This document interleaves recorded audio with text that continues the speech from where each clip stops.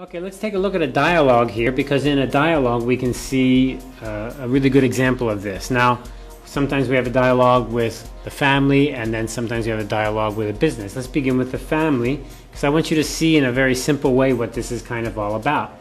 So, Fred and Jane are negotiating over a slice of pizza they found in the refrigerator, I guess. Leftover pizza, right? That's really common. Jane says, "There is only one slice of leftover pizza, and there is nothing else in the refrigerator." Fred says, "It has been a really busy day today, and I'm really hungry." And Jane responds, "Well, I'm hungry too." And Fred answers, "To tell you the truth, I haven't eaten all day." Okay, now remember, in a negotiation, we need to have two things, right? What do we need to have? We need to have something in common, and we need to have something different. What are we finding out here? Fred and Jane have something in common, right? They both want to eat. It's time for dinner, and they both want to eat. Now then, they're going to find out they have something that's not in common, and that is Fred would like to eat the piece of pizza, and Jane would like to eat the pizza, but there's only one piece, so how are they going to do that? Thus we end up with this distributive idea. It already looks like things are getting distributive.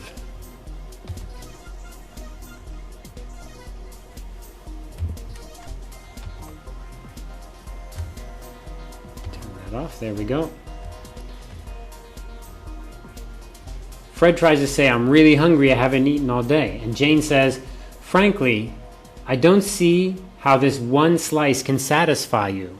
Okay, so now we begin to lay out the parameters. What are your goals? And Jane tries to tell Frank, your goal is to eat so that you're not hungry. But hey, this piece of pizza is so small, you'll still be hungry anyway. So if you let me eat it, I won't be hungry because I'm smaller than you. I'm shorter than you. I don't need to eat as much as you. But you, maybe you're fat and you want to eat so much. You're not going to be happy anyway, so let me have it.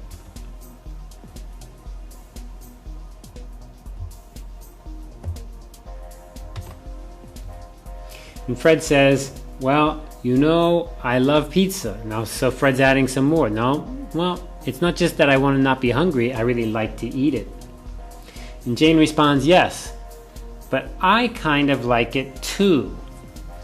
And Fred says, "You are being uncooperative." Now here we go with the same idea that we had last unit, and that is one side telling the other side they're not working together. They're not trying to find a solution. They're trying to do something to stop the negotiation. Here we say uncooperative. And Jane says, "You are being inflexible." I think we saw this word the last unit, inflexible. You don't want to change. Of course, if we negotiate, both sides have to change something, otherwise we'll never come to a conclusion.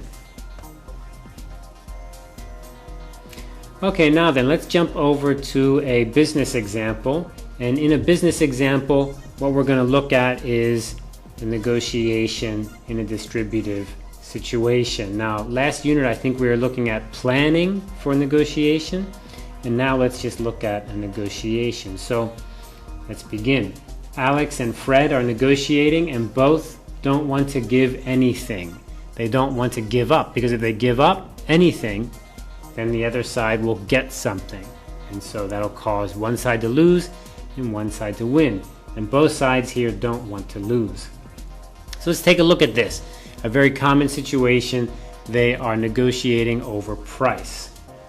Alex says, "Our price of $25.50 USD per unit is firm." Fred says, "Unless you lower your price, we can't agree." And Alex responds, "This is our bottom line. There is no flexibility in this issue." And Fred says, "To be honest, we cannot sell this product in the market at this price." And Alex comes back with, "Because of our emphasis on quality, we don't have any space to maneuver. This is the lowest we can offer." So you see, both sides are giving a very clear reasons why they can't change, right? Alex is saying the price is $25.50, and Fred is saying that's too high, you must lower. And then from then on, they just keep saying, no, I can't. Both sides say they cannot change. Both sides have reasons such as quality, such as market demand. All of these things they keep using as their reason for not wanting to change.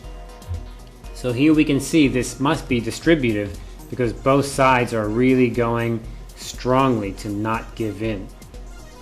Fred says we cannot make progress, meaning we cannot come to a conclusion. We cannot finish the negotiation. We cannot make progress if you don't agree to a 20% discount. This is the highest we can offer. Alex says there is simply no way we can give you a discount. So not only can I not give you 20%, I can't give you any discount. And Fred responds with, if you are so unyielding, same as inflexible, unyielding, this negotiation will reach a deadlock. A deadlock over. Alex responds with, if you don't accept this offer, we will have to withdraw the package. Withdraw means take back, so that we have no more negotiation. Take back. Fred responds with, that is an ultimatum we cannot accept. If you cannot give us a discount, we will have to find another supplier. So here you can see both sides are very firm. Both sides are not giving in anything. And Alex responds, there is no reason to become hostile. The $25.50 price really is our final offer. So don't become hostile. Meaning don't fight. You don't need to get angry. Don't fight. I can't give you anything. Even if you get angry, I can't give you anything you want. I can't give you any discount.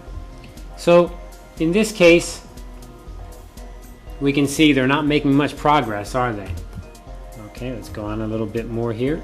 Fred says, we can agree on the need to wrap up this deal. So we will offer 21. We cannot make this offer again. So now he changed the price to 21. So he is giving in a little bit. And Alex says, the implication of this price is that we lose $4.50 on each unit. Although I would like to give you what you want, we cannot take a loss on this deal. Now this is very common, right? Where a buyer or especially a seller will say, if I sell for this price, I'm going to lose money. This price is too low. It's under my cost. It's a very normal strategy. Many people use this. And Fred says, this is pointless. Our customers simply won't pay more. So even if I give you what you want, I can't make money either. So one side is saying if I sell for so low, I won't make money. And the other side says if I buy for so high, my customers won't buy and I'll lose money.